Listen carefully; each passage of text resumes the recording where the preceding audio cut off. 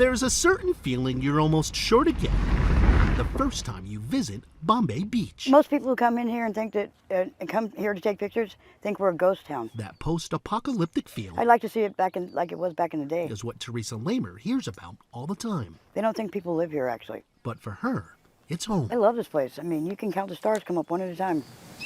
It sure is peaceful here, but there's a reason why only 200 people called Bombay Beach home. You can't keep the dirt out of your house. The dust is so bad that you can dust today and tomorrow it's right back. You see, that dust is coming from the beach just outside Bombay Beach.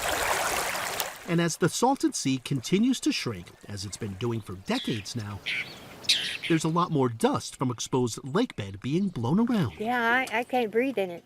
You can see the dirt. The air is brown. It's nasty. But it's not so much the dust being blown around this part of Southern California. My husband died here. It's what's in that dust. He had COPD and it got really, really bad. Same for Lamer's husband. Died in 2016.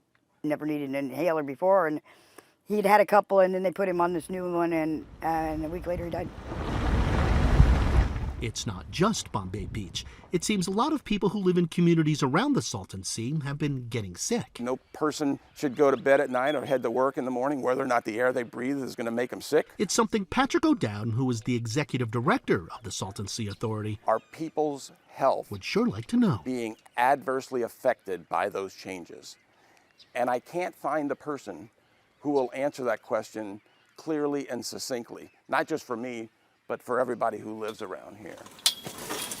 To get those answers, there are a lot of studies and research being done. And it simulates different wind speeds across the playa. One project being done involves running machines like this one along the exposed lake bed. The dust kicked up by them is then studied. Basically tests and simulates different wind speeds across a variable of different surfaces.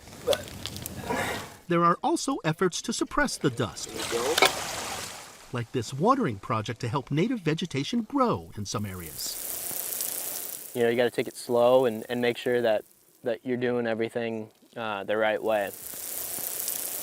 So the surface of the water gets really, really hot. And this hay bale project happening in several different areas around the Salton Sea. Yeah, I mean, it's quite a striking thing to look at. The idea is to block the wind at the ground level. The hope is that it's the beginnings of something that is more permanent than hay bales. But also to plant native vegetation next to the hay bales. And as those bales break down, it provides fertilizer to the plants. I think a lot of the intention is to just really get the vegetation established. But it's a big lake, about 35 miles long and 15 miles wide. And those who study the area That's not a solution, right? aren't so sure about the hay bales. It's a Band-Aid.